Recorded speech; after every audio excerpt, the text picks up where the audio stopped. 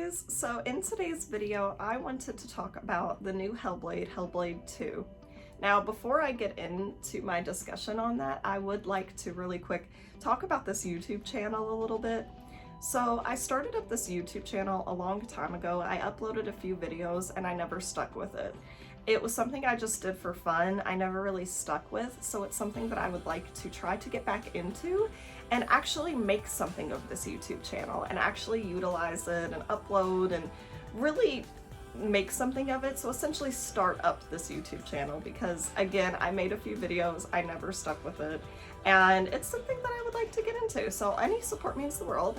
If you would like to hit that subscribe button, it means the world to me. Now, I will say on that note, I do have a Twitch channel, which has been very successful. I am affiliated on Twitch, and I do utilize Twitch, and the reason I feel it has been very successful is because I started it and I actually stuck with it, and I was very committed to it, and I still am. I stream every weekend.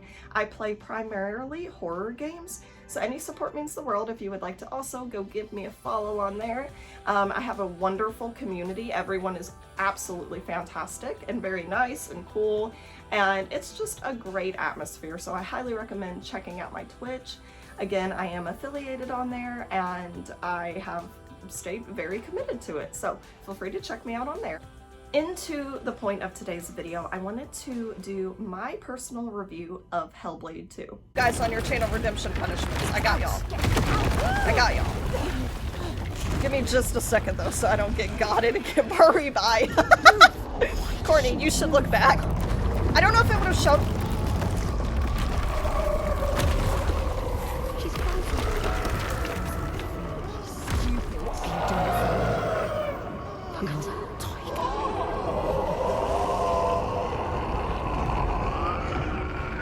I'm fucking terrified.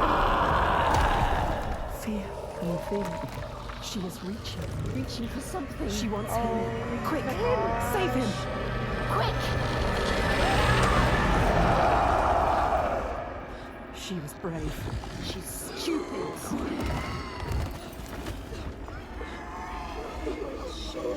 She can see into you. Nightmare Chef, yo! Courtney, that's how I wake up in the morning.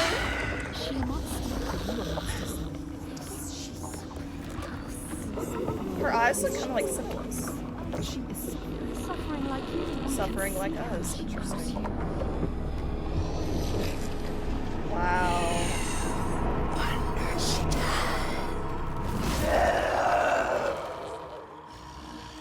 Oh my gosh. He is helping us. So with Hellblade 2, it's definitely either a you love it or you hate it kind of game. It received a lot of criticism. A lot of people didn't like it because of specific reasons, gameplay and such. I absolutely loved it. A lot of people also absolutely loved it. And it also received a lot of praise. So I feel it's very subjective and definitely depends on what you're looking for in your game. So with Hellblade, we follow the main character, Senua.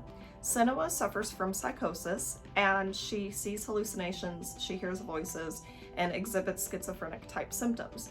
The game developers worked closely with people who do suffer from psychosis as well as mental health experts to portray it as accurately and respectfully as possible, which I definitely commend them for, and I feel as though they did a great job. So since the events of the first game, Senua has seemingly settled into a new village, and much like her last village, it was raided. This time, however, Senua was there, and she allowed herself to be captured so she could be taken back to the base of operation so she could stop it at its source. So with Hellblade, it takes place in the 8th century and is heavily inspired by Norse, Nordic, and Celtic type culture. And back then, people did not understand psychosis or even know what it was, so she considers herself having a curse, as well as her abusive father, who was once in her life, made her feel as though she was cursed and had this darkness within her. She goes on this journey in the second game where the ship that she was captured on essentially crashes, and she begins her journey of trying to still track down the base of operation for these people that are capturing villagers. She takes with her one of her captors so she can have him lead her where she needs to go. Along the way, she meets a few other people, and she is very quickly considered a person who is able to hear voices that they cannot hear and communicate with these giants and stop these Norse giants that are attacking and causing damage to villages. So a lot of the game is very much up for interpretation on what is real and what is not real. So this video is going to have spoilers because at the end of the game, when she is finally facing off with the main antagonist, she makes a comment to him about how there are no giants, only him, because he, and it's heavily implied, created these giants and stories of these giants to control and to have power and to be seen as important and head honcho as far as being the person who's able to keep them at bay by sacrificing villagers and people that they kidnap. So the lore and the story goes way more in depth than that, but the video I'm making here, I mainly want to just talk about my thoughts on the gameplay and things like that, rather than go too heavily in the story because there's quite a bit to it. So as far as the gameplay, it's absolutely beautiful. I thought it was just done incredible. Imagery is phenomenal. Unreal Engine 5 was what the creators used, and they definitely showcase it. The game got a lot of criticism for essentially being like a walking simulator, which I definitely disagree with. There are definitely sections where you are walking and it's showcasing the environment and the work that they did in Unreal Engine 5, and it's phenomenal. I didn't mind it. I felt like it wasn't too long of periods of time walking. Most of the time when we were walking, we were also communicating with another character, gathering lore, gathering backstory, admiring the absolutely stunning environment. The first game, there was quite a bit of walking as well, though I never saw it get that same criticism. And the sections in part 2 of walking were very quickly and easily met with puzzles and different types of interactions and sections of gameplay. So for me, I truly don't understand the criticism of the walking simulator type critiques, which fair for people who did feel that way. It's valid and they're allowed to feel that way. But for me, it was not an issue. Another critique I saw was that the puzzles were tedious and annoying. The puzzles in the first game for me were much worse. I felt like the puzzles in part 1 were a lot worse than the puzzles in part 2. I loved part 1, don't get me wrong, it was also a masterpiece. But the puzzles in it, I felt, were more tedious and annoying. I truly felt as though in my personal experience, the puzzles in the second game were just a lot more lax.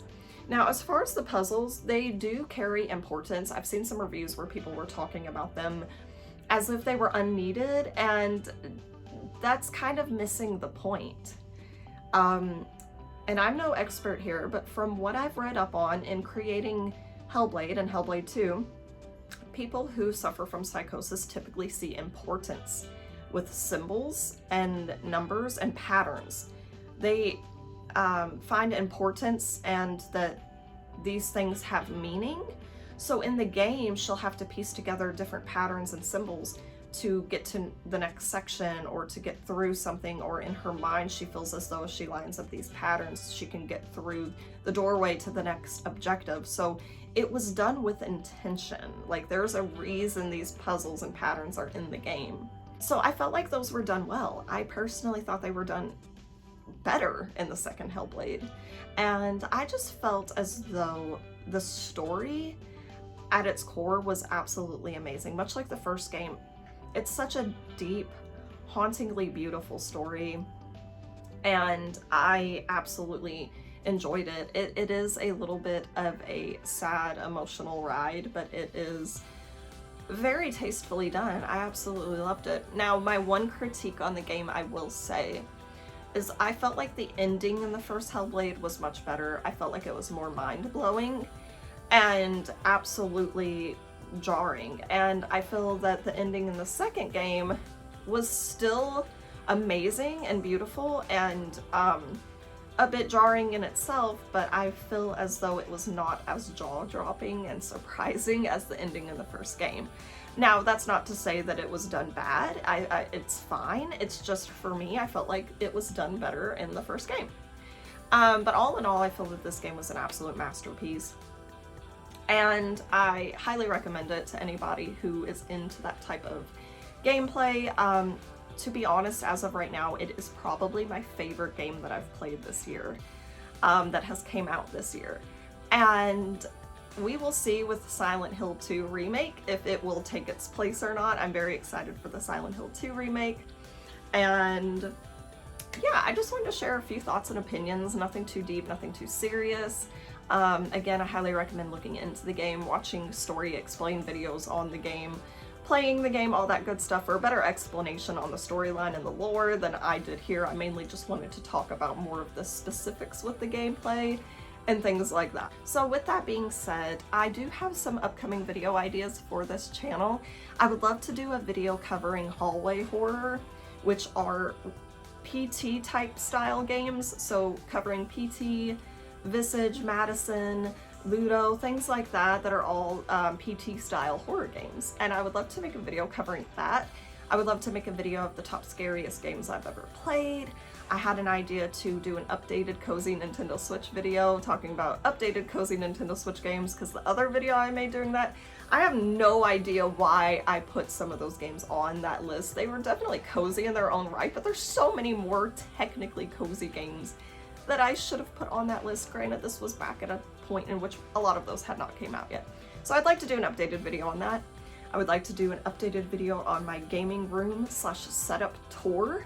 The video I did on that a long time ago was so outdated now, and it's so advanced now, and it's grown so much. I would love to show it in a video, so I'll probably do that in the near future. So with that being said, please feel free to give this channel a sub. Feel free to like this video, comment if you wish. Again, this is a YouTube channel I would really like to start up, have fun with, and really make something. So I hope you enjoyed this short little review, my thoughts and opinions on Hellblade 2. Feel free to leave your own thoughts and opinions in the comments. Just please keep it kind, keep it nice. Everyone has the right to their own opinion. All opinions are subjective. It's video games, you know? So yeah, just keep it nice. But yeah, so with that being said, please stay tuned and I will have more videos. Bye!